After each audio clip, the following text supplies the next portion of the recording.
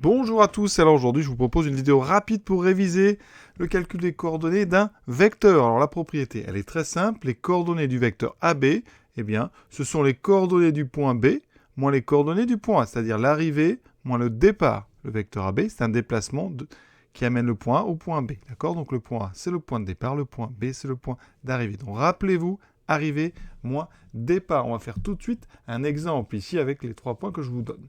Donc on veut les coordonnées des vecteurs A, B, A, C et B, C. Donc A, B. Alors, j'écris les coordonnées de A, vous les voyez. J'écris ensuite les coordonnées de B. Je vais appliquer la formule. Les coordonnées du vecteur AB, eh bien vous allez comme ça, on va les mettre en vertical. En haut, on va mettre les X. Donc on va mettre le X de B, donc moins 3. On peut mettre des parenthèses. Moins le X de A, moins 3. Et ensuite, on va prendre le Y de B, moins 1. Moins le Y de A, 4. Et on va calculer ces deux soustractions. Donc ça fait moins 3, moins 3, ça fait moins 3 plus 3, ça va faire 0. Ici, moins 1, moins 4, ça va faire moins 5.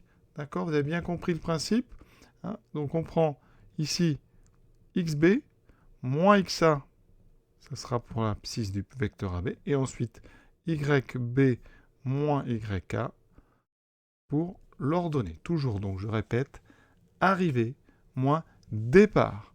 Donc ici, quand vous faites les calculs, pensez bien, je répète, à mettre ici les coordonnées du point B moins les coordonnées du point A. Regardez tout de suite avec le deuxième exemple.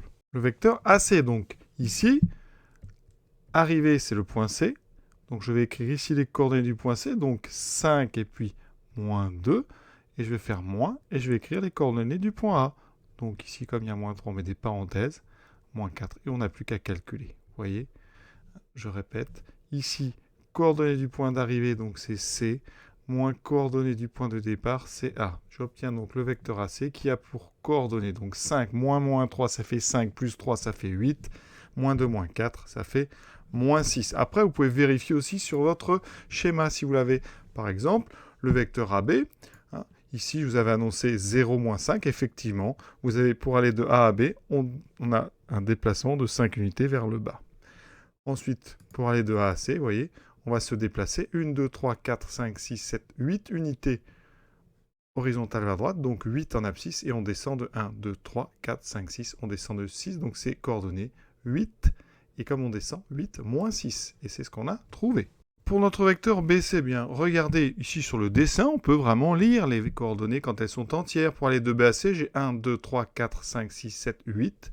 Donc abscisse 8, et on doit descendre d'une unité, donc 8 moins 1. On vérifie ça tout de suite, donc pour avoir les coordonnées du vecteur BC, je fais coordonnées de C, donc 5 moins 2, je peux les écrire. Ensuite, moins les coordonnées du point donc de départ qui est B, donc 5 moins 3, et moins 1, on fait bien attention, parenthèse, après addition ou soustraction de relatifs, 5 plus 3, 8, moins 2, moins 1, ça fait moins 2 plus 1, ça fait moins 1, c'est ce qu'on avait trouvé graphiquement. Donc pensez que vous pouvez vraiment utiliser le graphique soit pour calculer, soit pour vérifier, hein, surtout quand les coordonnées sont entières. On va s'arrêter là très bientôt